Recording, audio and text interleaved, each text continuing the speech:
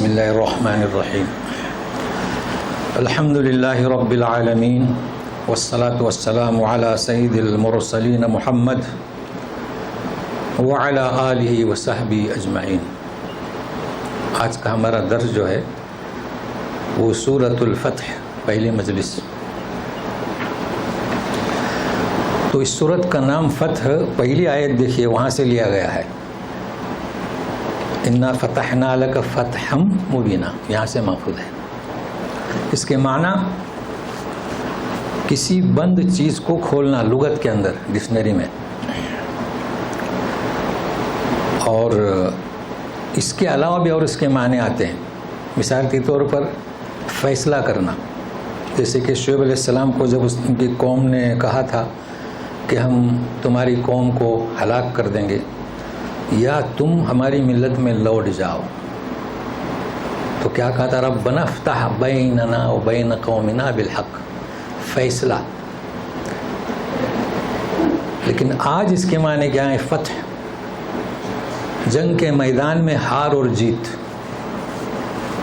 اس کا ذکر ہے کہ جنگ کے میدان میں جیسے کہ کسی نے قلعہ فتح کر لیا، ہم کہتے ہیں فتح کر لیا، بیت المقدس فتح کر لیا، یا اور قلعے جو ہمارے یہاں فتح کیے ہیں، یا کسی شہر میں داخل ہو گئی دوسری حکومت، یہ اس کے معنی ہے فتح کے، یہ بھی معنی ہے تیسرے۔ تو آج یہی معنی مراد ہے۔ اب فوراً ذہن جائے گا لوگوں کا تصور، جو اسلام میں بہت ہی عظیم فتح مکہ ہے نا، تصور جائے گا کہ فتح مکہ۔ یہ ہم تصور کب کہتے ہیں؟ کہ عام طور پر لوگوں کا تصور یہ ہے کہ اس سے مراد فتح مکہ، اس کا مطلب یہ کہ حقیقت کچھ اور ہے، حقیقت فتح مکہ نہیں۔ تو ابھی یہ سننے کے لیے تیار رہیں کیا؟ تو آیت در آیت کہ کیا ہے وہ فتح، جو فتح مکہ سے بھی اور ہے اور اس کے نام سے سورہ ہے۔ عبداللہ بن مسعود، جابر بن عبداللہ، برہ بن عازب رضی اللہ تعالی عنہم، یہ لوگوں سے کہتے تھے کہ سورہ فتح کو آپ لوگ فتح مکہ کے واقعہ میں شمار کرتے ہیں، جبکہ ہم اسے صلح حدیبیہ کے واقعے میں گنتے ہیں۔ تو کیا معلوم ہوا کہ یہ فتح سے مراد کیا؟ صلح حدیبیہ۔ اب ایک ذہن آپ کا کہ یہ تو صلح ہے، صلح کے معنی کہ ایک عہد، ایک ایگریمنٹ، اسے فتح، اور فتح یہ تو ہم کہہ رہے ہیں، فتح نہیں، اسے فتح عظیم کہا گیا۔ تو وہ آیت در آیت، تو صلح حدیبیہ کا قصہ بیان نہیں کیا جائے گا، بلکہ کچھ کڑیاں جو آیت سے جڑی ہوئی ہیں، تو آپ کو بڑا یعنی دلچسپی آپ کی برقرار رہے گی کہ صلح حدیبیہ کا قصہ پڑھ چکے ہیں اور آج اسے قرآن کی آیت سے جڑ کر دیکھیں، تو بڑا دلچسپ ہے یہ موضوع، ساتھ میں رہیے گا۔ اعوذ باللہ من الشیطان الرجیم، بسم اللہ الرحمن الرحیم، انا فتحنا لک فتحا مبینا، یقیناً ہم نے فتح عطا کی آپ کو اے رسول۔ کیسی فتح؟ فتح مبینہ، شاندار فتح۔ مبینہ کے معنی کتاب کے ساتھ کیا ہوتا ہے؟ روشن کرنے والی، مگر شاندار۔ لیغفر لک اللہ ما تقدم من ذنبک وما تأخر ویتم نعمتہ علیک ویہدیک صراطا مستقیما، تاکہ بخش دے آپ کے اے نبی اللہ سارے گناہ جو پہلے آپ سے صادر ہوئے، جو بعد میں، یعنی آج سے پہلے، آج کے بعد میں، یا ایک ہجرت سے پہلے، ہجرت کے بعد۔ وَيُتِمَّ نِعْمَتَهُ، اب یہ لام اس کے ساتھ لگے گا، یتم کے ساتھ، غور کریں، ہمیشہ یغفرو صیغہ آتا ہے، مگر لام نے اسے زبر دے دیا۔ لام اسم پر آتا ہے تو زیر دیتا ہے، فعل پر آتا ہے تو زبر دیتا ہے۔ اب دیکھیے وہ یتم مطلب کیا؟ ولی یتم، یہ اہم موضوع ہے آج کا۔ اپنی نعمتوں کو تمام کرے آپ پر. وَلِيَهْدِيَكَ نہیں تو یہدیو ہدیہ یہدیو اور آپ کو صراط مستقیم عطا کرے. وَيَنْصُرَكَ اللَّهُ نَصْرًا عَزِيزًا وَلِيَنْصُرَكَ نہیں تو کیا ہے سیگا نصر ینصر اور تاکہ آپ کی مدد کرے نصرً عزیزا زبردست مدد. عزیز تو صفت اللہ کی بھی آتی ہے تو یہاں اس مدد کی صفت. تو اب ہمیں کیا سمجھنا ہے فتح کیا ہے نصر کیا ہے تو ایک ایک کڑی کے ساتھ.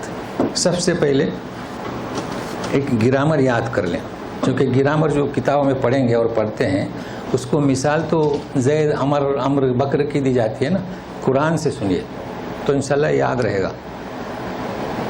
یہ فتح کیا ہے فتح فتح فتح فتحتو فتحنا فعل ہوا نا 14واں سیگا جی. اس کے بعد اسی فعل کا مصدر لایا گیا فتحن. اس کا نام کیا مفعول مطلق. کیا نام اس کا مفعول مطلق. اب آپ پڑھیں گے گرامر میں تو قاعدہ کیا ہوا فعل کا ہی مصدر لانا فتحنا فتح مبینہ. اس کا نام کیا مفعول مطلق. اور آسان کہہ دیتا ہوں سب کو یاد ہے آیت یا ایھا الذین آمنوا صلو علیہ وسلموا تسلیما. صلو علیہ درود شریف سلموا فعل امر کا تسلیمہ خوب سلام کو پھیلاؤ. یاد ہے نا سبوں کو. تو اس مفعول مطلق کا معنی کیا تاکید. تو یہاں پر کیا معنی شاندار فتح ہر فتح سے بڑھ کر. اب ہمیں اور آپ کو یہ سمجھنا ہے کہ فتح مکہ نہیں صلح حدیبیہ کو شاندار فتح کیوں کہا گیا. تو اس کے متعلق جو کڑی ہے وہ میں بیان کرتا ہوں صلح حدیبیہ کی پھر ہر آیت کے ساتھ انشاءاللہ کڑی. تو سنیے صلح حدیبیہ سن 6 ہجری کا واقعہ ہے. کیا ماحول تھا جنگ کا. جنگ بدر احد خندق جنگیں ہوئی کہ صحابہ کہیں آ جا نہیں سکتے تھے. خوف سنگین مسئلہ تھا. دعوت دینے میں بڑی رکاوٹیں پیش آتی تھیں. مگر ایک روز آپ نے خواب دیکھا. اس خواب کی تصدیق آخری رکوع میں ہے وہاں پر تفصیل سے بیان ہوگا. آج صرف اس آیت سے جو کڑی ہے وہ کڑی در کڑی. خواب دیکھا کہ صحابہ کرام کے ساتھ احرام باندھے ہوئے امن و امان کے ساتھ کعبے کا طواف کر رہے ہیں. تو عمرہ کر رہے ہیں نا جی. اللہ نے اس کی تصدیق کی. لقد صدق اللہ رسولہ الرؤیا. آپ نے اعلان کر دیا گلیوں میں بستیوں میں کہ ہم نکلیں گے. چونکہ نبی کا خواب حکم ہوتا ہے. ہم جیسوں کا خواب تو تعبیر پوچھنا پڑتی ہے. اس وقت صرف یہی کڑی 1400 کے قریب لوگ نکلے. یہ قریب اس لیے کہہ رہا ہوں کہ کہیں 1500 کہیں 1400 کہیں تقریباً نکلے احرام باندھ کر. کہاں کے لیے نکلے کہاں پہنچے شمیسی. اس کا نام کیا حدیبیہ. اور وہاں پر سبوں نے وہاں پڑاؤ ڈالا. احرام کہاں سے باندھا دیکھیں ساتھ میں رہیے. جانتے ہیں مدینہ سے نکلتے ہیں کیا نام اس کا ذوالحلیفہ جی. وہاں سے احرام باندھا. احرام باندھا کہاں سے ذوالحلیفہ سے. آ کر پڑاؤ کہاں کیا حدیبیہ یعنی شمیس. تو پہلے کڑی بتاتے ہیں کتنا قافلہ تھا. آج تک حج کے قافلے جو آتے تھے نہیں اس وقت تک 40-50 ہند سے مصر سے سوڈان سے 1400 تو لشکر ہی ہوتا ہے. کیا تھا ان کے پاس 2 چادریں اور وہاں کے دستور کے مطابق ایک تلوار جو بغل میں جو کیا اسے کہتے ہیں میان میں جو رہتی تھی وہ بس. قریش پریشان. کیوں پریشان؟ چنانچہ پہنچ گئے. راستہ روک دیا. ساتھ میں رہیے بھی. کیوں روکا راستہ؟ مسلمانوں کو اطمینان سے حرم میں داخلہ ناک کٹ جاتی قریش کی. تو روک دیا. اب رہا سوال, کسی کو جو احرام باندھ کر آئے خانہ کعبہ کے لیے روک نہیں سکتے تھے, اس وقت کا دستور, اخلاقی فرض کیا رہے گا؟ سارے لوگ ان پر تھو کریں گے, گرفت کریں گے, پریشان. تو انہوں نے ایک درمیانی راستہ نکالا, اسے کہا گیا شاندار فتح. کیا نکالا؟ کہ آپ جو ہیں اس سال عمرہ نہ کریں, واپس جائیں اور آئندہ سال کریں. دستخط ہو گئے. اب میں مختصر کیوں کر رہا ہوں, یہاں کی کڑی اور بھی ہے کہ مدینہ سے جو مسلمان بھاگ کر آئے گا اسے ہم واپس نہیں کریں گے دستخط. یہاں سے جو مسلمان ہو کے مدینہ جائے گا اسے آپ کو واپس کرنا پڑے گا. مگر چونکہ مجھے پورا قصہ نہیں سنانا ہے, کڑی در کڑی دستخط ہو گئے. کیا جیت ہوئی؟ اسے شاندار فتح کہا گیا, اس لیے کہ حالات سنگین تھے, خوف تھا, معاہدہ ہوا, لڑائی نہیں ہوگی, جنگ نہیں ہوگی, صلح ہوئی نا. تو صحابہ کرام نے شروع کر دیا. اب مدینہ کی کڑی پیش کر رہا ہوں. گلیوں میں جانا, بستیوں میں جانا, دعوت دین, اور جوگ در جوگ اسلام کے دائرے میں لوگ داخل ہونے لگے. تو کہاں پہنچے؟ وَيَنْصُرَكَ اللَّهُ نَصْرًا عَزِيزًا. زبردست مدد کی کہ فتح مکہ عمل میں آیا. تو اب بتائیے, یہ صلح حدیبیہ ہے یا فتح مکہ ہے؟ صلح حدیبیہ نے پہنچایا. تو یہ کڑی در کڑی. اب یہاں دو مسئلے آپ کے سامنے بتاتا ہوں. نبی کریم صلی اللہ علیہ وسلم نے غور سے سنے گا, آپ بھی لوگوں کو سمجھائے گا. احرام کہاں سے باندھا؟ ذوالحلیفہ سے. مجھے فون آتے ہیں کہ ہم نے مدینہ میں ہوٹل سے احرام باندھا. اچھا جی, کیوں؟ سوچنے کی بات ہے بھائی, کیوں مخالفت کرتے؟ آپ نے مدینہ منورہ میں ہوٹل سے کیوں احرام باندھا؟ ممبئی سے احرام باندھا, حیدرآباد سے احرام باندھا, کراچی سے احرام باندھا, ریاض سے باندھا. کیا ہوا؟ کیا بات ہے؟ عمل رسول کہاں گیا؟ تو کیا وجہ؟ آپ کو علم نہیں ہوگا. ہم پوچھتے ہیں کیوں؟ وضو اور نماز. اچھا, وضو اور نماز. حجۃ الوداع میں عائشہ صدیقہ رضی اللہ تعالیٰ عنہ, اسماء بنت عمیس رضی اللہ تعالیٰ عنہ ساتھ میں تھیں ذوالحلیفہ میں. دونوں پاکی کے دائرے سے خارج تھیں. سمجھ جاتے ہیں آپ, ایام خاص میں کوئی نفاس نہیں. نہ وضو کیا, نہ غسل کیا, لبیک عمرتن, ہمیں اس کا علم نہیں. صرف وضو اور نماز کے لیے ریاض میں گھر سے احرام. پلین مس ہو گیا تو پریشان ہے نا. ایک چیز. دوسری کڑی, صلح ہو گئی, اب واپس جانا ہے.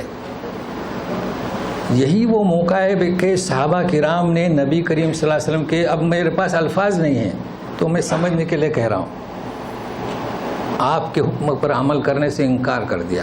اب میرے پاس کوئی الفاظ نہیں.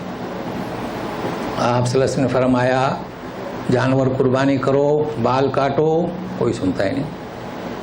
پھر یہی فرمایا, کوئی سنتا ہی نہیں. پھر یہی فرمایا, کوئی سنتا نہیں. یہی حکم کا ہے.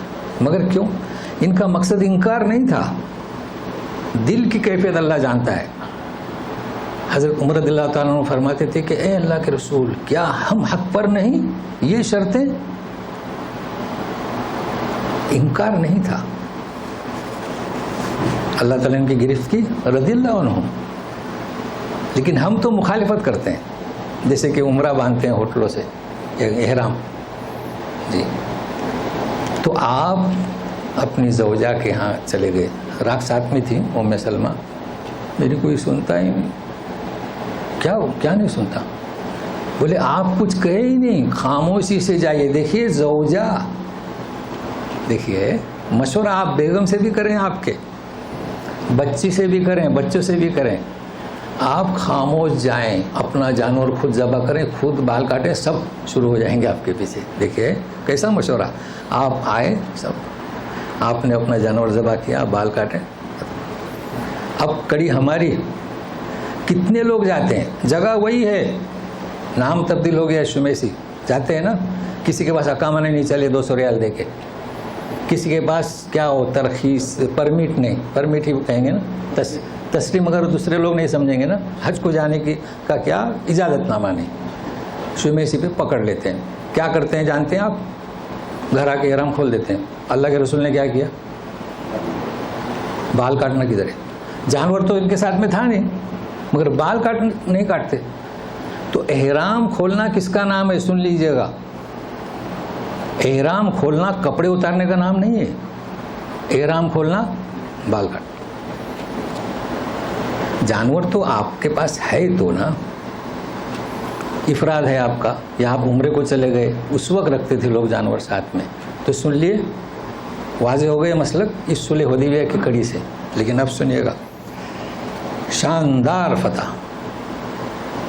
فتح مبینہ. اب میرے ساتھ میرے یہ جو گرامر بتایا نا, لیغفر لک, تاکہ اللہ تعالیٰ آپ کے اگلے پچھلے گناہوں کو معاف کرے. ٹھیک ہے, اور تاکہ اتمام نعمت, اور تاکہ ہدایت, اور تاکہ مدد. کیا مطلب اس کا؟ اس کا مطلب یہ کہ یہ جو فتح شاندار ہے, ابھی یہ اس کا اتمام نہیں ہوا, ابھی یہ تمام نہیں ہوئی, ابھی یہ مکمل نہیں ہے, ابھی اور بھی اتمام ہونا باقی ہے. یہ ہے اعجاز قرآن کا. نہیں تو ضرورت ہی نہیں تھی. غفر اللہ لک ما تقدم, تو کیا باقی ہے سنیے گا. یہ ہم نے فتح شاندار آپ کو عطا کی, اور آپ نے جو ہماری اس خواب پر, حکم پر عمل کیا, جو جد و جہد آج تک کی, سارے گناہ اگلے پچھلے معاف. اب اور ایک کڑی سنیے گا. نبی کریم صلی اللہ علیہ وسلم فرماتے ہیں, آج مجھ پر ایسی آیت نازل ہوئی جو دنیا و ما فیہا سے بہتر ہے. احرام کھول لیے اور چل لیے مدینہ کی طرف, اور یہ آیت, یہ سورہ نازل ہوئی. کیا فرمایا؟ دنیا و ما فیہا سے بہتر ہے. صحابہ نے پوچھا وہ کیا؟ لیغفر لک اللہ ما تقدم من ذنبک و ما تأخر. صحابہ جھوم اٹھے, صحابہ کرام جھوم اٹھے, مگر سوال کیا اور ہمارے لیے کیا؟ اللہ اللہ, جھوم اٹھے, سارے گناہ معاف. اللہ کے رسول یہ تو آپ کے لیے, ہمارے لیے کیا؟ تو اس کا جواب انتظار کیجیے, آیت در آیت, کڑی در کڑی. مگر یہاں فارغ ہو جاتے ہیں. احمد رضا خان بھی جھوم اٹھے, اپنی قوم کو گمراہ کر رہے ہیں. دیکھیں یہاں کیا فرمایا, لک, تیرے اگلے پچھلے. وہ کیا ترجمہ کرتے ہیں؟ یہ پہلی دفعہ ہم نے ملحوظ کیا کہ قرآن سے ہٹ گئے. وہ کہتے ہیں تیرے سبب سے اگلوں پچھلوں کے گناہ معاف. کیا مطلب اگلوں پچھلوں کے؟ یعنی امت محمدیہ, اگلے اور پچھلے. یہی وجہ ہے کہ یہ لوگ نعت خوانی کرتے ہیں کہ گناہ کرتے جاؤ, آقا مٹاتے جائیں گے. خود بھی گمراہ ہوئے, دوسروں کو بھی گمراہ کیا. اللہ اللہ. اب ہم کیسے, یہی وجہ ہے کہ یہ ہم لوگوں پر جو لعن تان کرتے ہیں, ہمیں جو کافر سمجھتے ہیں, چونکہ وہ یہ سمجھتے ہیں کہ قرآن میں لکھا ہے کہ نبی ہمارے گناہ معاف کرے گا, اور کر دیا گناہ معاف, اس لیے اتنی جرأت کرتے ہیں. اب ذم کسے کہتے ہیں یہ اس کے پہلے بھی سبق ہو چکا ہے. کفر اللہ سیئاتہم, اللہ تعالیٰ مومن کے سیئات کو مٹا دیں گے, ہے نا. اور ذنب کے لیے ربنا اغفر لنا ذنوبنا وکفر عنا سیئاتنا, تو ذنوب کے لیے معافی مانگنا پڑتی ہے. لیکن آپ نوٹ کر لیں, ہمارے آپ کے سیئات, ہمارے آپ کے سیئات اللہ تعالیٰ مٹا دیں گے, کوئی بھی نیکی کیجیے. لیکن یہ سیئات نبی کے ذم, سمجھ لیے نا. کیوں؟ کہ نبی ایک ذمہ دار ہے, جیسے کمپنی کا سپروائزر اور لیبر. تو یہ آپ کے کون سے ہمارے سیئات؟ عبس وتولی میں عبداللہ ابن ام مکتوم نابینا جو ایمان لا چکے تھے, آ گئے کہ کچھ رسول کی مجلس میں کچھ ملے. اس وقت قریش بیٹھے ہوئے تھے, تو آپ نے ناپسند کیا عبداللہ ابن ام مکتوم کو, اور چاہتے تھے کہ کاش کہ یہ نہ آتے اور میں قریش سے جڑا رہتا. اللہ کا حکم ہوا کہ نہیں, جو آیا ہے نصیحت کے لیے اس کی طرف توجہ دیں. رہے قریش, وہ تو آپ کی بات مانے نہیں مانے آپ کو کیا معلوم. تو یہ فرق ہے کہ اس میں ذم میں تو نبی کے لیے, حالانکہ یہ کوئی صحیح کوئی گناہ نہیں تھا. ہم بھی ہوتے ہیں, کوئی شخص آتا ہے تو ہم اس پہ مکروہ جانتے ہیں کہ غیر مناسب وقت میں آیا, مگر نبی سے نہیں, اس لیے اس پر گرفت ہوئی. لیکن یہ کہ سارے گناہ معاف. اب سنیے, تو ایسے گناہ مجرد آج تک آپ نے جو ایسے ذنب کیے اور اس کے بعد بھی کریں گے, تو یہ کس کے بدلے؟ فتح, شاندار فتح کے ساتھ ہم نے یہ بھی دے دیے. ابھی اور باقی ہے. وَيُتِمَّ نِعْمَتَهُ. دیکھیے یہ آیت کب نازل ہوئی؟ جب فتح مکہ ہوا, جب حجۃ الوداع میں گئے, تو اتمام ابھی باقی ہے. سورہ مائدہ کی 3 نمبر آیت, اليوم اکملت لکم دینکم واتممت علیکم نعمتی. تو اب بتائے کہ صلح حدیبیہ شاندار فتح تھی کہ نہیں؟ شاندار فتح تھی. وَيَهْدِيَكَ صِرَاطًا مُسْتَقِيمًا. راہ عمل, صراط مستقیم, کہ آپ اپنے منصب کو, رسالت کو کیسے انجام دیں, اس کے لیے ہم نے ایک شریعت دی آپ کو, نمبر 1. دوسرا, اس شریعت کو کیسے نافذ کریں یہ ہم نے شریعت دی, اور آپ کی رہبری بھی کریں گے, یہ وعدہ اللہ تعالیٰ سے. پھر اس کے بعد وَيَنْصُرَكَ اللَّهُ نَصْرًا عَزِيزًا. شاندار مدد, زبردست مدد ہوئی کہ نہیں؟ زبردست مدد. فتح مکہ امن و امان سے ہو گیا. تو یہ آیات ہیں. اب آپ کے سمجھ میں آیا کہ یہ جو تصور ہے کہ فتح مکہ نہیں بلکہ صلح حدیبیہ. اب جیسے کہ ہم نے ذکر کیا کہ کڑیاں اور کڑیاں, تو سنیے گا. جس وقت اعلان ہوا تھا کہ جانا ہے عمرے کے لیے, 1400 افراد جمع ہوئے. اب وہاں 3 قسم کے لوگ تھے, ایک منافقین اور ایک مخلفین. مخلفین کا باقاعدہ قصہ آ رہا ہے. یہ بدوی لوگ ہیں, یہ لوگ بھی تیار ہوئے اور پھر پیچھے رہ گئے. کیوں رہے پیچھے؟ کہ جنگی حالات ہیں اور یہ ایک تلوار اور 2 چادر کے ٹکڑے اوڑھ کر جا رہے ہیں. قریش کیا کریں گے؟ تو کیا کہا کہ یہ لوگ واپس آ سکتے ہیں کیا؟ بتلائیے. لیکن اللہ تبارک تعالیٰ نے صحابہ کو دلی تسکین عطا کی, اس کا ذکر ہے. تو یہ بھی کڑی صلح حدیبیہ کہ آپ پڑھیں گے کہ لوگوں نے شور کر دیا تو کچھ لوگ پیچھے ہٹ گئے, مگر یہ جانباز ساتھی جو گئے تھے احرام باندھ کر, تو دیکھیے والذی انزل السکینۃ فی قلوب المؤمنین لیزدادوا ایمانا مع ایمانہم وللہ جنود السماوات والارض وکان اللہ علیما حکیما. وہی ذات ہے جس نے سکون, تسلی مومنین کے دل میں داخل کر دی. ہے کچھ خوف تھا, نکلے. یہ اس لیے تاکہ ان کے ایمان میں مزید ترقی ہو. وَلِلَّهِ جُنُودُ السَّمَاوَاتِ وَالْأَرْضِ. آسمان و زمین کے لشکر اللہ کے لیے. کیا مطلب؟ دوسری کڑی, دوسری مطلب اور ایک کڑی, اور ایک کڑی. خبر مشہور ہوئی, قریش اپنا لشکر لے کے آ رہے ہیں. اب بتائیے ادھر کیا ہے؟ کچھ بھی نہیں, عمرے کے لیے جا رہے ہیں. اللہ نے تسکین دی, اللہ نے فرمایا وَلِلَّهِ جُنُودُ السَّمَاوَاتِ وَالْأَرْضِ. لشکر سارے اللہ کے لیے ہیں, تمہارے پاس کچھ نہیں ہے.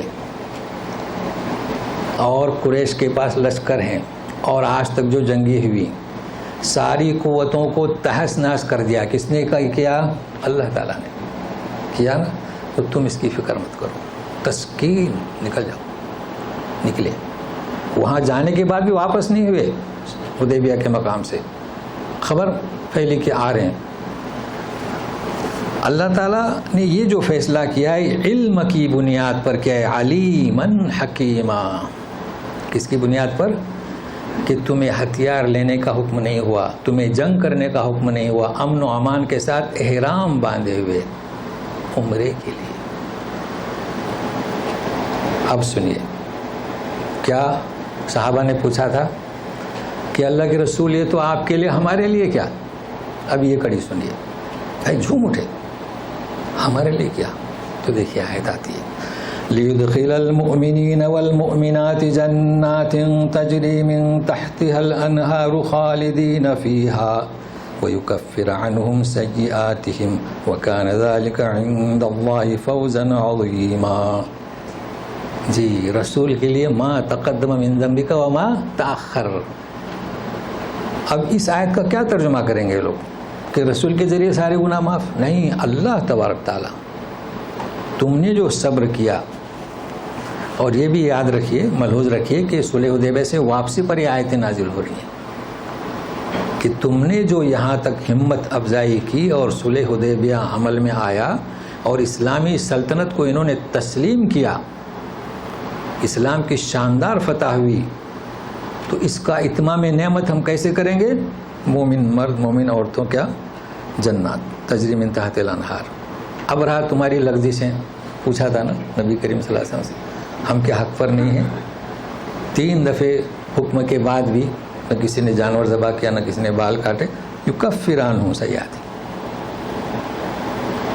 گناہوں کو آپ کے مٹا دے گا، اور اللہ کے نزدیک یہی بڑی کامیابی ہے۔ اللہ فوزن، دیکھیے فتح میں بھی کامیابی ہے، کوئی قلعہ فتح ہوا، فتح مکہ ہوا تو اس کے لیے فتح، لیکن جنت میں آپ گئے تو اس کے لیے فتح نہیں، اس کے لیے کامیابی۔ بچے امتحان میں کامیاب ہوتے ہیں، ریس میں گھوڑ دوڑ میں کامیاب ہوتے ہیں، تو فوز الگ چیز ہے اور فتح الگ چیز ہے۔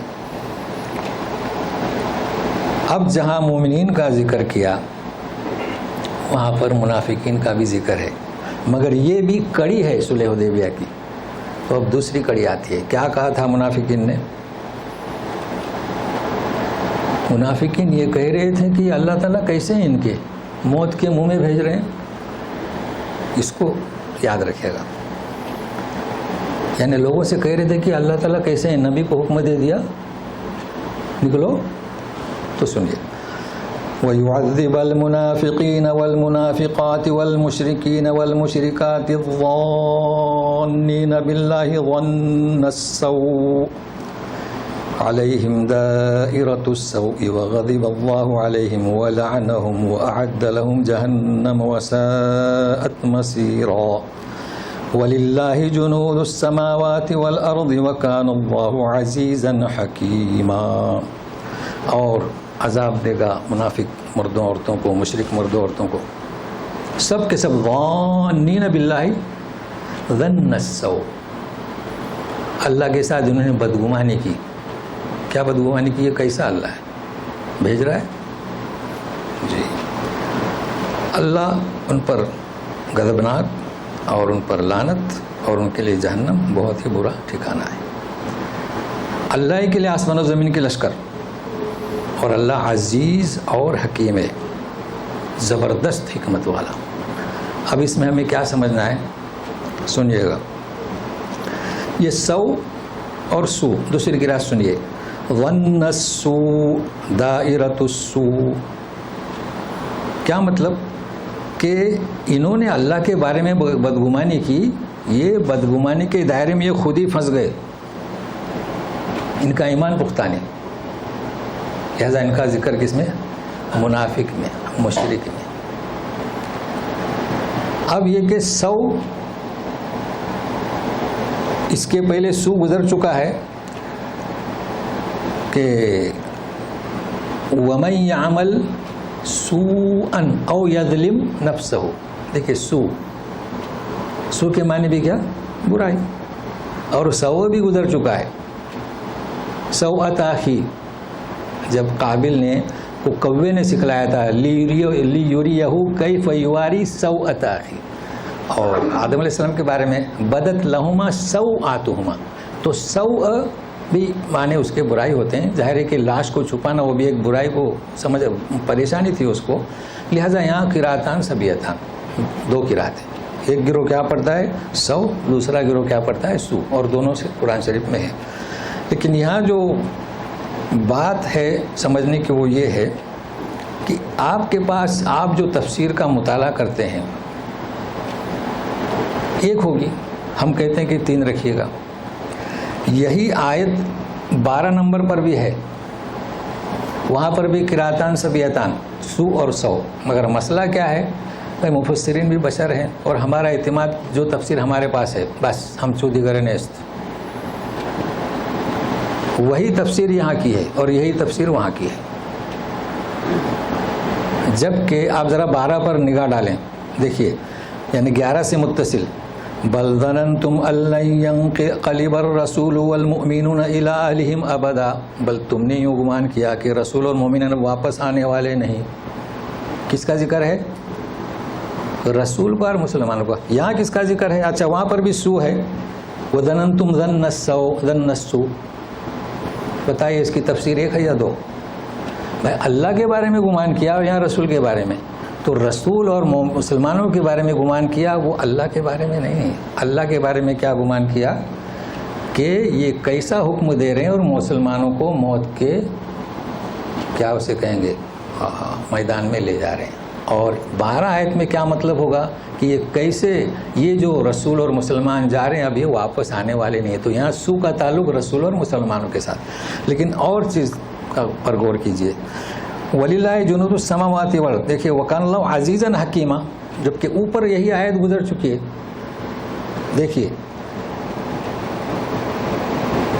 وَيَنْصُرَكَ اللَّهُ، یہی آیت جُنُودُ السَّمَاوَاتِ وَكَانَ اللَّهُ عَلِيمًا حَكِيمًا. 4 نمبر آیت، 4 نمبر آیت پر دیکھیے کیا لکھا ہوا ہے؟ علیمن حکیمہ. اور 7 نمبر آیت پر لکھا ہوا ہے کہ عزیزن حکیمہ. کیا فرق کیوں ہے؟ بات چل رہی تھی مسلمانوں پر تسکین، دلی سکون، تو وہاں جنگ کی ضرورت نہیں تھی. ہم نے جو کیا ہے علم کی بنیاد پر کیا ہے، حکمت کی بنیاد پر. اب بات چل رہی ہے منافقین کی. منافقین کو سزا، تو سزا اللہ تعالیٰ عزیز ہے، غالب ہے، اسے تم مغلوب نہیں کر سکتے. دیکھیے اسے کہتے ہیں قرآن کا اعجازی کلام. کہاں عزیزن حکیمہ؟ کیوں؟ منافقین کا ذکر ہے. کہیں علیمن حکیمہ. اب آیت شروع ہو رہی ہے، سنیے. اس کے بھی معنی میں لوگوں نے میں جو تصور ہے وہ غلط ہے. اے رسول انا ارسلناک شاہدا ومبشرا ونذیرا لتؤمنوا باللہ ورسولہ وتعزروہ وتوقروہ وتسبحوہ بکرۃ واصیلا. لتؤمنوا کے بعد کیا ہے؟ پڑھیے. باللہ ہے نا جی، یہاں کاٹ دیا کسی نے. انا ارسلناک، ہم نے بھیجا آپ کو، شاہد گواہ، اور بشارت دینے والا اور ڈرانے والا. ٹھیک ہے. کیا ترجمہ کیا احمد رضا خان نے؟ آپ کو حاضر و ناظر بنا کر بھیجا. اچھا اب کیا؟ اب لوگ یہ سمجھتے ہیں کہ یہی قرآن کہہ رہا ہے، جبکہ یہ شاہد کون سا؟ سورہ نساء میں 41 نمبر آیت پر ہے. فَكَيْفَ إِذَا جِئْنَا مِنْ كُلِّ شَهِيدٍ وَجِئْنَا بِكَ عَلَىٰ هَٰؤُلَاءِ شَهِيدًا. تو قیامت میں ہوگا، آپ سب انبیاء گواہی دیں گے، آپ ہم سب پر گواہی دیں گے. یہ مراد ہے اس سے. تو دنیا میں کہاں حاضر و ناظر بنا کر بھیجا ہے؟ تو یہ ہے شاہد. اب یہ اس آیت میں ساتھ میں رہے گا. تو آپ کو شاہد یعنی آپ گواہی دیں گے. اور وہ آیت سب جانتے ہیں، ان قومی اتخذوا ھذا القرآن مہجورا. اچھی طرح سے واقف ہیں تو گواہی دیں گے. جو قرآن کو جنہوں نے ترک کیا ان کے خلاف. تو آپ شاہد ہیں، بشارت دیتے ہیں جو قبول کرے، جو نہیں کرتے انہیں ڈراوا.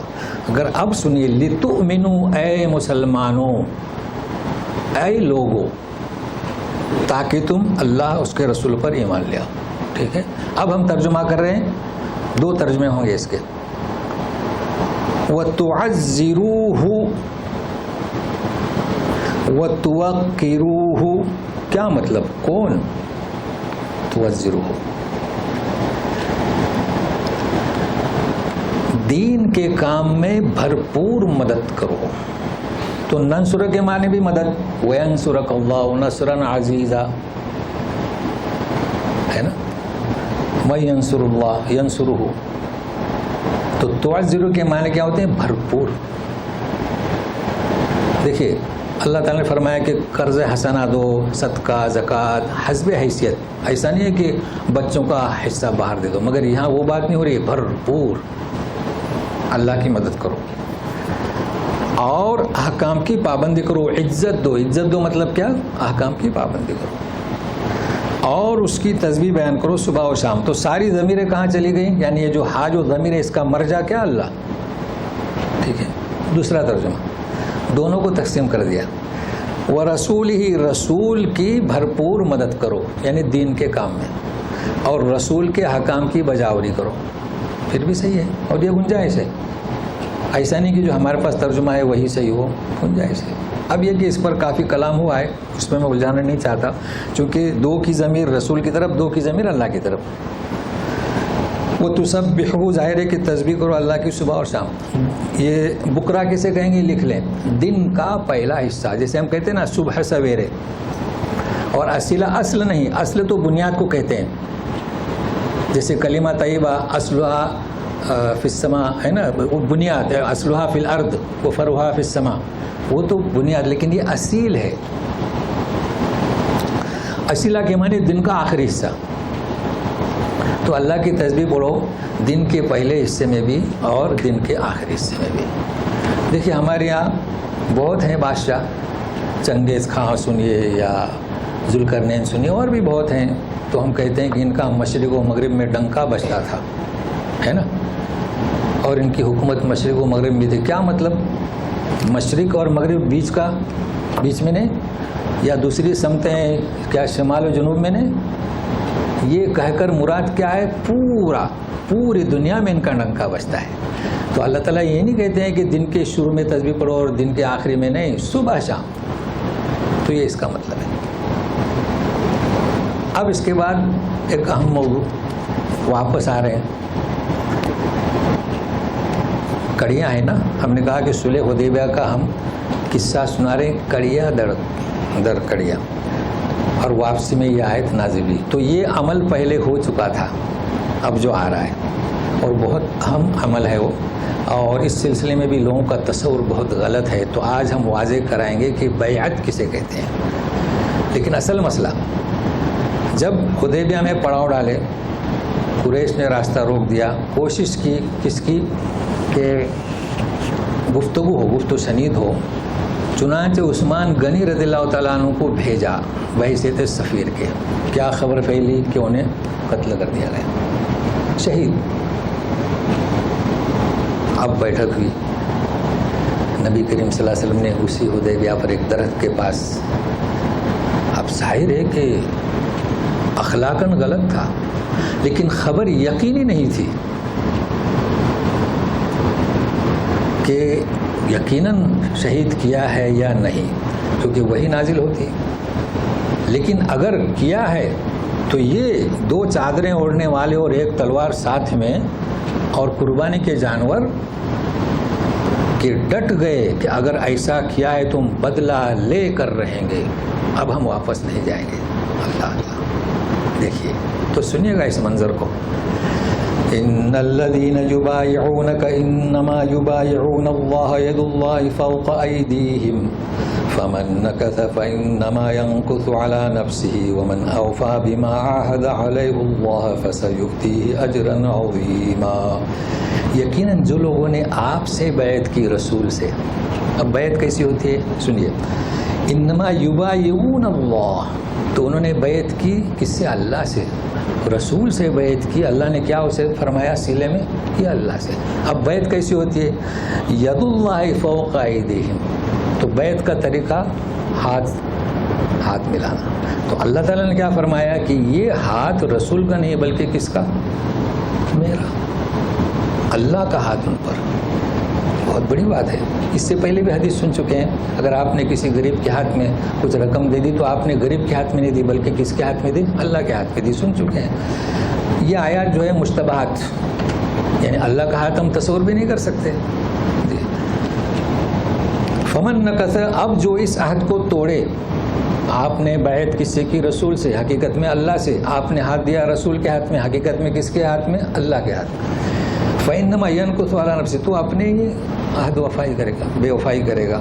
ومن اوفا بما عاہد علیہ اللہ، جس نے وفاداری کی، بما اس بات پر، اس عہد پر کہ عہد کیا اس پر اللہ سے، فسیؤتی اجرا عظیما. یہ ایک بات آپ کو بتاؤں، لوگ بڑے پریشان رہتے ہیں. جنازے کی دعا ہم نے بھیجے تھے نا، اب وہ یاد نہیں رہتا ہے نا، تو میں آپ کو آسان کیے دیتا ہوں. کیونکہ دیکھیے اللہم اغفر لہو ورحمہ وعافہ آئے نا زیر. آج آپ کو میں طریقہ بتاتا ہوں، سنیے گا. یہ دیکھو علیہ اللہ ہے نا، جہاں پر بھی یہ ہا ضمیر آئے اس کے پہلے اگر زیر ہے تو اس کے نیچے زیر پڑا جائے گا. دیکھیں آفی ہی ہے نا، آسان ہے نا. اور اگر زبر ہے تو اللہ مغفر لہو.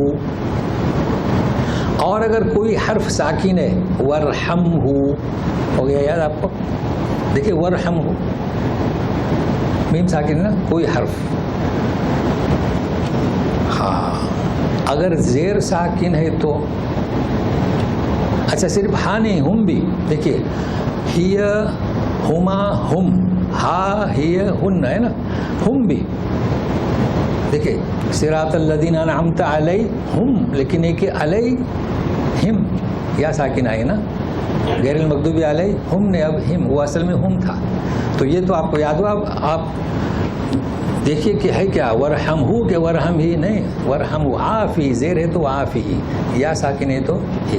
مگر اب یہاں بتائیے، ہم نے جو بتایا یہاں وہ نہیں. تو کیا ہونا چاہیے تھا؟ بما عہد علیہ اللہ ہے نا. تو آپ کو معلوم ہونا چاہیے کہ ہر گرامر میں استثناء ہے. مگر یہ استثناء کیوں؟ یہ سنیے گا. دیکھیے اللہ تبارک تعالیٰ کی ذات، اگر ہم یوں کہیں کہ عہد کیا اللہ سے، دیکھیے ہم کہتے ہیں ہم اللہ کی عبادت کرتے ہیں، تو مفعول اللہ کو نہیں کہہ سکتے نا. بھائی زید نے روٹی کھائی تو روٹی کیا ہو گیا؟ مفعول. اور ابھی آپ کو بتا چکے ہیں مفعول مطلق، مفعول بہ. تو جہاں اللہ سبحانہ و تعالیٰ کا ذکر ہے کہ ہم نے ایگریمنٹ کیا، تو پیش لگا دو اللہ جل جلالہ کی عظمت کی وجہ سے. دیکھا آپ نے کس کی وجہ سے؟ آگے اللہ ہے، حالانکہ اس پر زبر ہے. اللہ جل جلالہ حالت منصوبی میں اس طرح کہتے ہیں. تو بما عہد علیہ اللہ فسیؤتیہ اجرا عظیما. اب اس بیعت کے تعلق سے میں آپ کو بتانا چاہتا ہوں. دیکھیے یہ بیعت کا ذکر پھر اگلے صفحے پر ہے، لقد رضی اللہ اذ یبایعونک. پھر اس بیعت کا ذکر آپ کو ملے گا سورہ ممتحنہ کی آخری آیت. جی ہاں، یا اذا جاءک المؤمنات یبایعنک. تو اس بیعت کا ذکر قرآن میں ہے. یہ کون سی بیعت ہے؟ صلح حدیبیہ والی. تو یہ بیعت ہے کیا؟ ہمارے یہاں پورا اسلام، یعنی چاہے اردو دنیا ہو چاہے عربی دنیا ہو، جو اہل حق نہیں ہے، ایک عجب مسئلہ ہے. دیکھیے بیعت کی تعریف ہی، بیعت کرنا چاہیے، لیکن یہ سب سے پہلی بیعت کا ذکر ہے. ہمارے یہاں بیعت کہتے ہیں، اصل میں وہ بیعت ہے. تو سنیے بیعت ہے کیا. یہ بیعت جو ہے ہوئی کہاں ہوئی؟ صلح حدیبیہ میں.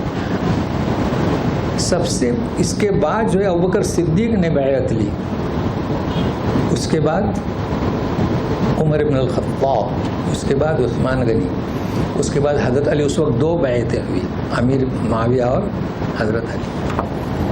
چونکہ ہم لوگ امیر معاویہ کا نام ہی نہیں لیتے، جبکہ زیادہ علاقہ ان کے پاس تھا، شام کا پورا.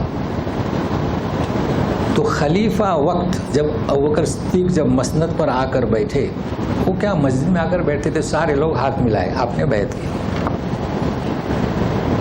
اچھا پھر اس بیعت یعنی رسول اللہ علیہ وسلم سے کیا بیعت کرتے تھے اس کی شرح ممتحنہ پڑھیں گے، اس لیے میں اس میں وقت لگانا نہیں چاہتا اس وقت. عورتوں نے بیعت کی، ابو سفیان نے، ان کی بیوی نے، سبوں نے بیعت کی، تو وہ تفصیل وہاں سنیں گے.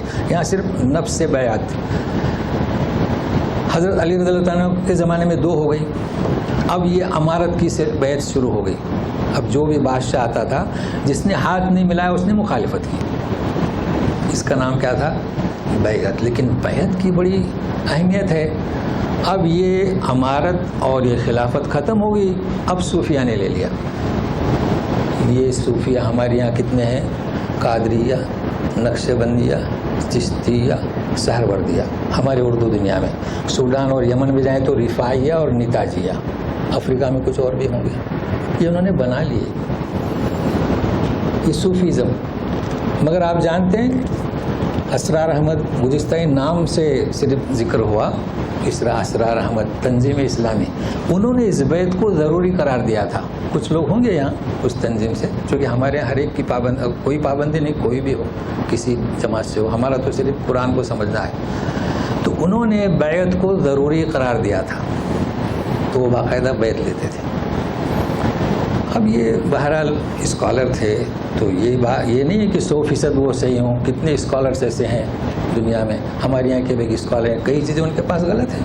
ہم تو قرآن سے ہمیں جڑنا ہے نا. تو وہ عجب مسئلہ ہے کہ جب درس ہوتا تھا تو درس شروع ہونے سے پہلے اعلان ہوتا تھا جو ہم سے بیعت نہیں وہ خارج ہو جائیں. کیسا منظر.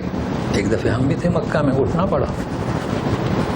تو اب سوال یہ آتا ہے کیا یہ بیعت جس کی تعریف اللہ نے کی، کیا اسی نو ہو سکتے کہ خارج ہو جائیں مجلس سے؟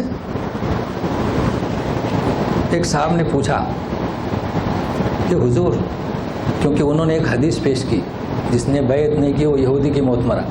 ان کا ایک سسٹم تھا، حالانکہ وہ مودودی صاحب کے شاگرد تھے. ان سے بیعت، وہاں تو بیعت کا سلسلہ نہیں تھا.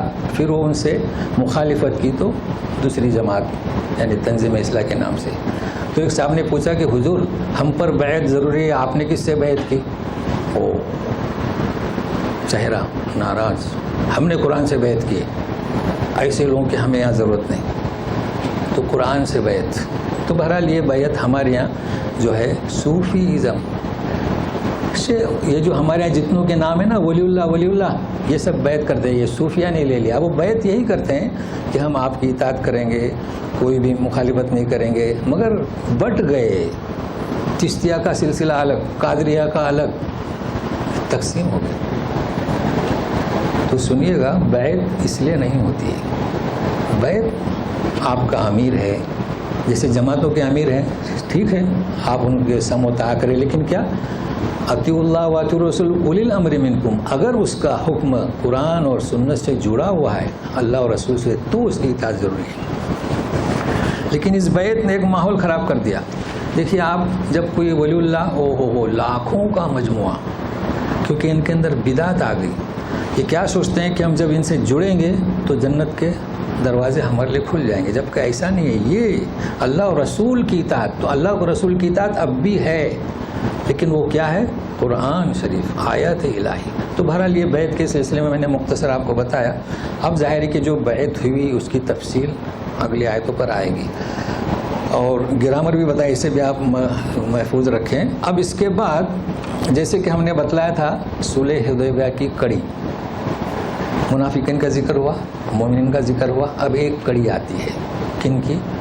بدوی مسلمان تھے، لہذا اللہ تعالیٰ نے ان کا ذکر علیحدہ کیا. مخلفون، تو سنیے گا، سیقول لک المخلفون من الاعراب شغلتنا اموالنا واہلنا فاستغفر لنا یقولون بألسنتهم ما ليس في قلوبهم قل فمن يملك لكم من الله شيئا إن أراد بكم ضرا أو أراد بكم نفعا بل كان الله بما تعملون خبيرا بل ظننتم أن لن ينقلب الرسول والمؤمنون إلى أهليهم أبدا وزين ذلك في قلوبكم وظننتم ظن السوء وكنتم قوما بورا ومن لم يؤمن بالله ورسوله فإنا أعتدنا للكافرين سعيرا.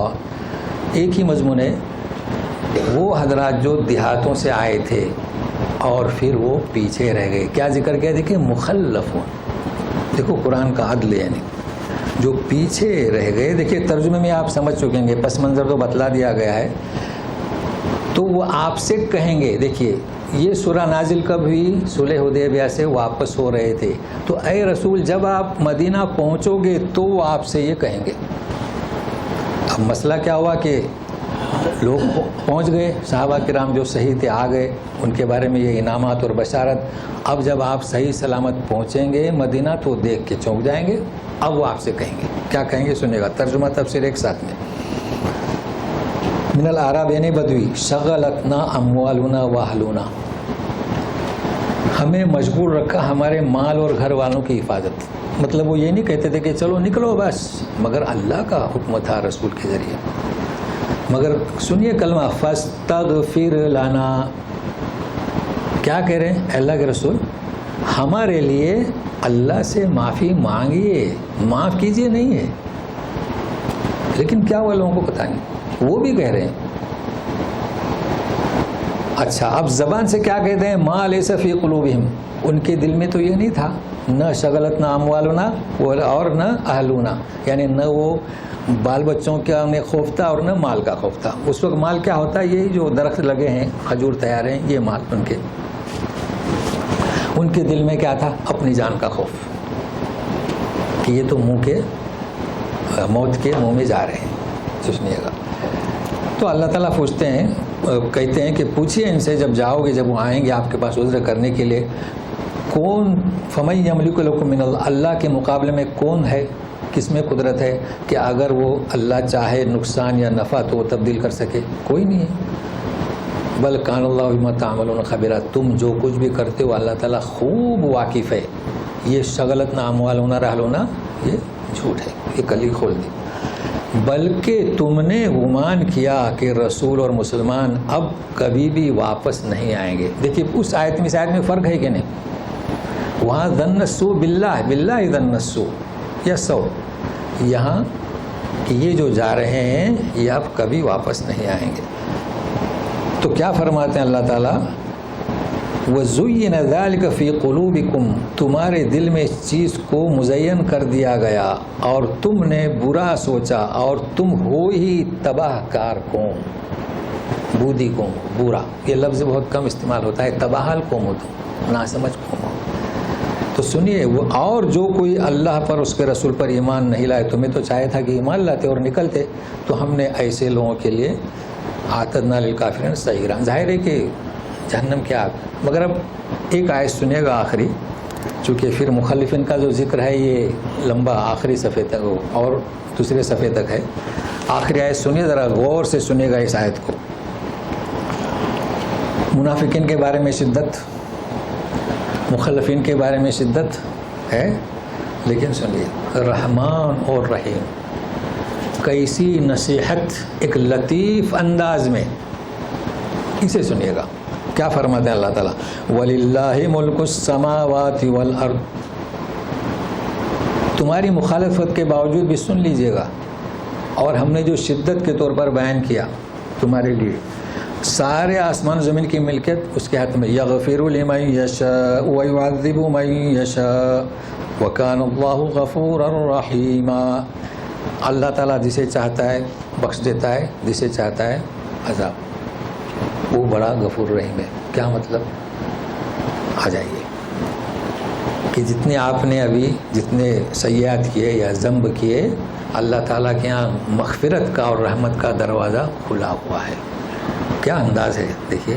مخلفین کے لیے کہا جا رہا ہے، منافقین کے لیے کہا جا رہا ہے آ جائیے. تو پھر ہم آپ تو پکے سچے مسلمان ہیں. ہماری نیت یہ اور بات ہے کہ چونکہ ہم اردو اسلامی دنیا میں رہتے ہیں تو ہم سے کچھ لغزشیں ہوتی ہیں. یہ کیوں ہوتی ہے لغزشیں؟ چونکہ ہمارے اندر ایک زعم ہے کہ نہیں یہی سچا ہے.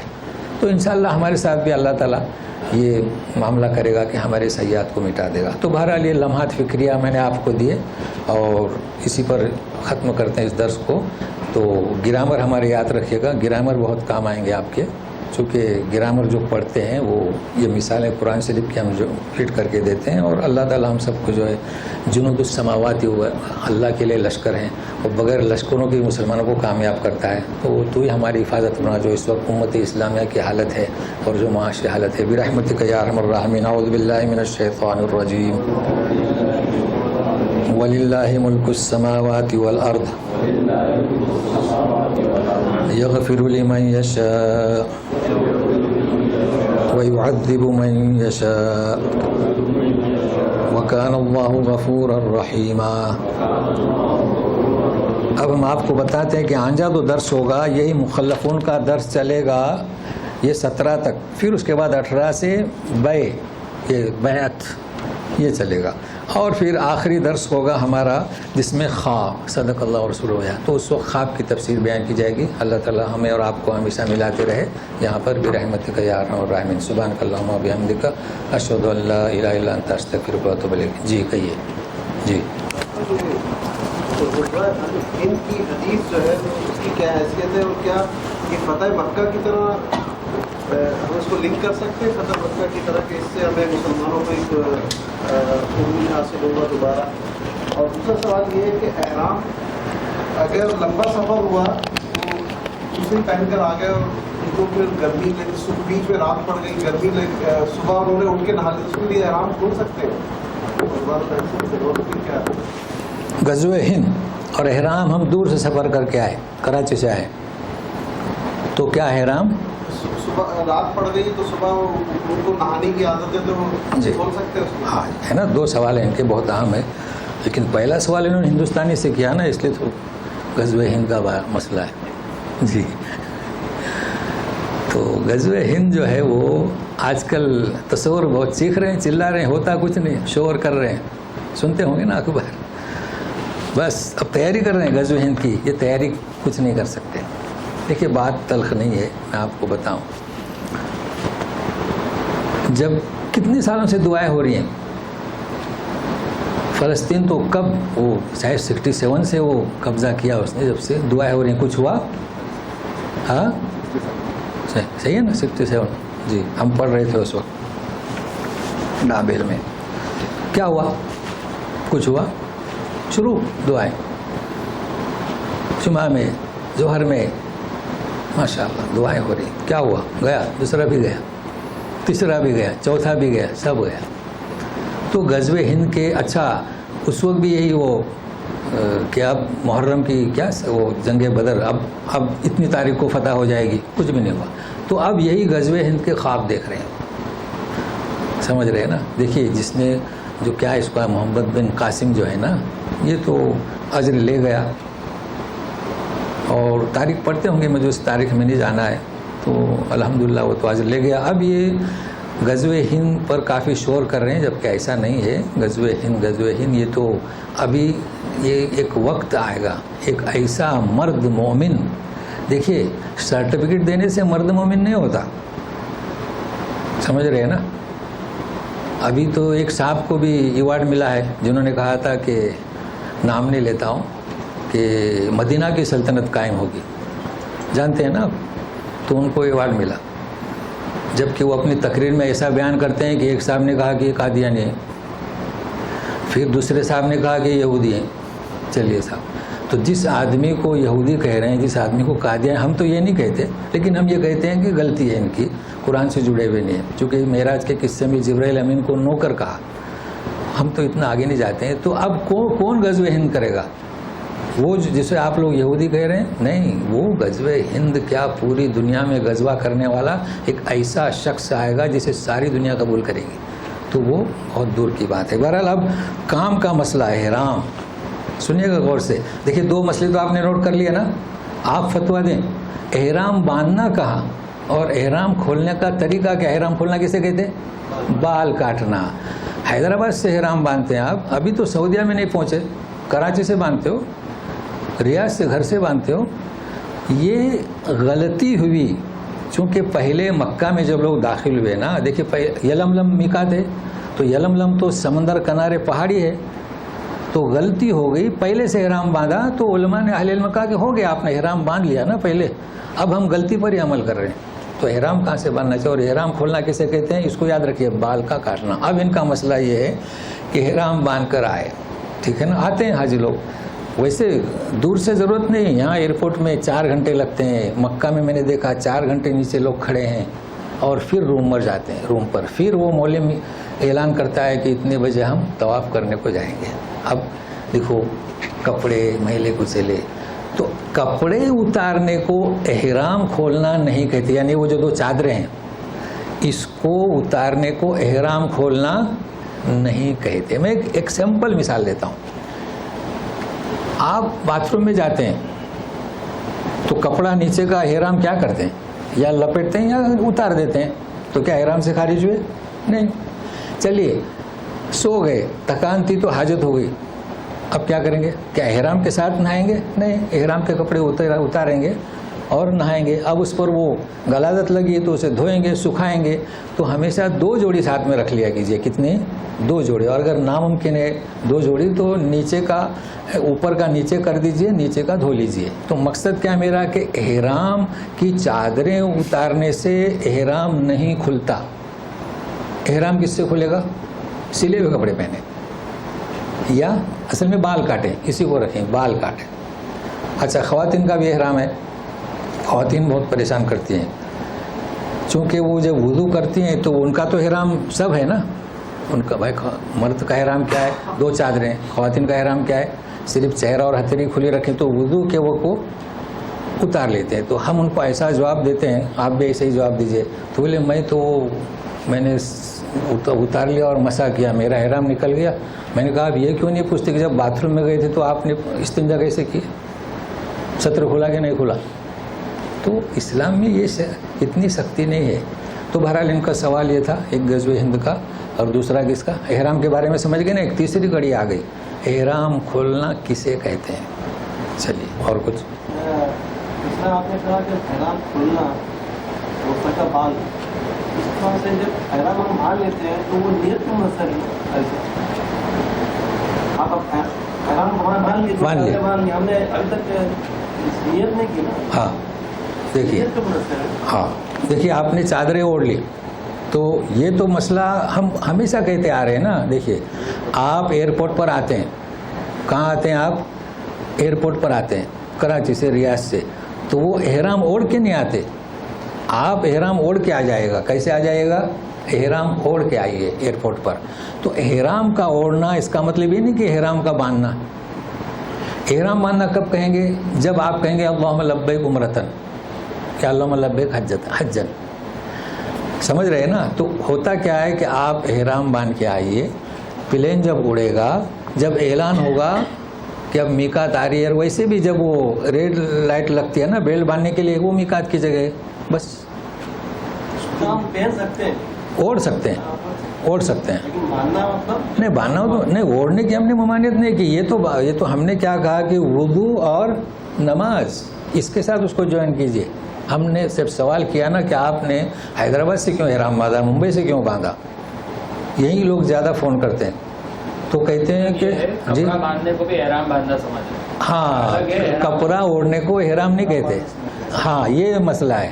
تو وہ کپڑا احرام اوڑھنے سے آپ، اچھا پھر جب ایئرپورٹ پہ مان لیجئے کہ آپ کا پلین مس ہو گیا تو آپ چادر اتار دیں۔ دیکھیے ایک دفعہ ایسا ہوا کہ ایک جوڑا آیا، وضو اور غسل اور نماز پڑھ کے آ گیا، بالکل جب پاسپورٹ دے دیا تو بیگم کے نام پہ شوہر کا، شوہر کے نام پہ بیگم، اور پاسپورٹ پہ بیگم، یعنی شوہر کے پاسپورٹ پہ بیگم اور بیگم کے پاسپورٹ پہ کیا شوہر۔ اب وہ دیکھ رہا ہے کیسے اسٹمپ مارے گا، واپس ہو گئے۔ اب وہ چونکہ وضو اور غسل کا مسئلہ تھا نا، نماز کا دم آ گیا، تو آپ اگر احرام اوڑھ کر آئیں گے، پلین مس ہو گیا، واپس جائیے، کوئی دم نہیں۔ واضح ہوا مسئلہ؟ جی تو اوڑھ کر آئیے جی جی۔ چلیے اور کچھ ہو گیا نا واضح؟ چلیے دعا کریں، بتائیں گے آپ کو، کلپ سے بھیجتے ہیں۔ چلیے سبحانک اللہم و بحمدک اشہد ان لا الہ الا انت استغفرک و اتوب الیک۔